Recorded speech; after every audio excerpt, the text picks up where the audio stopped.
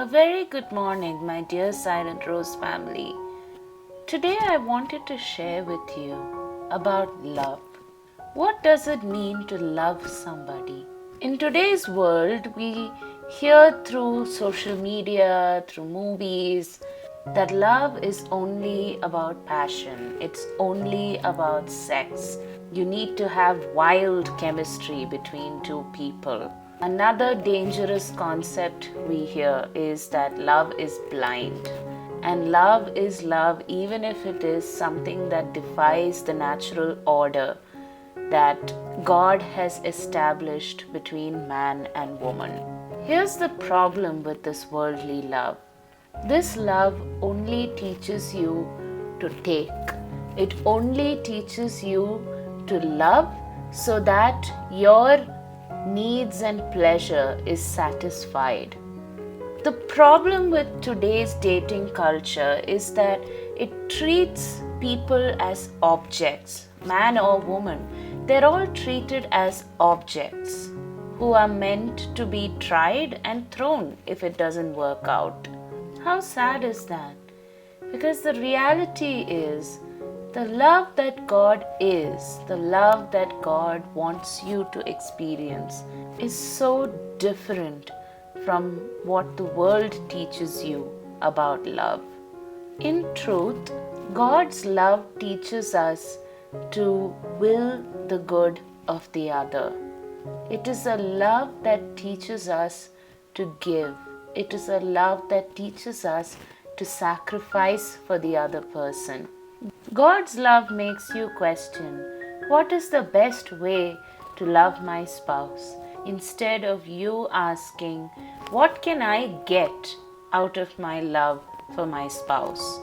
So many times divorce, infidelity, affairs come into the picture because of statements like, oh, there's no chemistry between us anymore. I don't love him or her anymore. And so because the other person is not able to give you what you're looking for, you go looking elsewhere for what you think you want out of love. The problem with worldly love is it makes you think that the grass is always greener on the other side, when in reality, you should be tending and nurturing the grass that has been given to you on your side. The other day, I happened to watch this beautiful little short film called Malaka from Pallimeda on Shalom TV's YouTube channel. And that little short film had such a beautiful message which conveyed why love is an active decision by which you will the good of the other person. In that short film, the main character, which is an angel, shares a beautiful story which explains this. If you are passing by your garden and you see a beautiful flower, what will you do with it? The angel asked.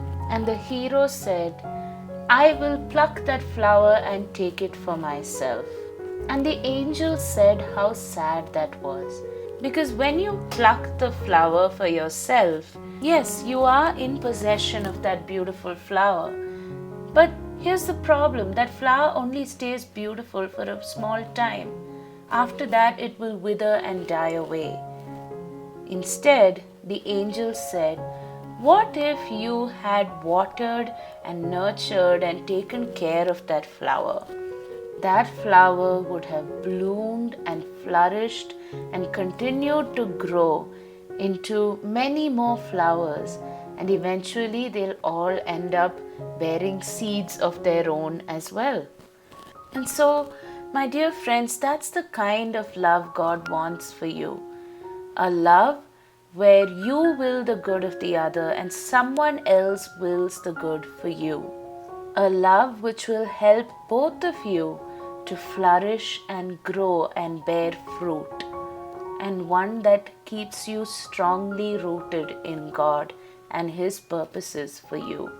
And so, my dear friends, here's an open invitation for you today. Rather than wondering what you can get out of loving your dear ones. Why don't we think, how can I will the good of my near and dear ones? What is the best way for me to love them? Have a wonderful day, dear friends. God bless.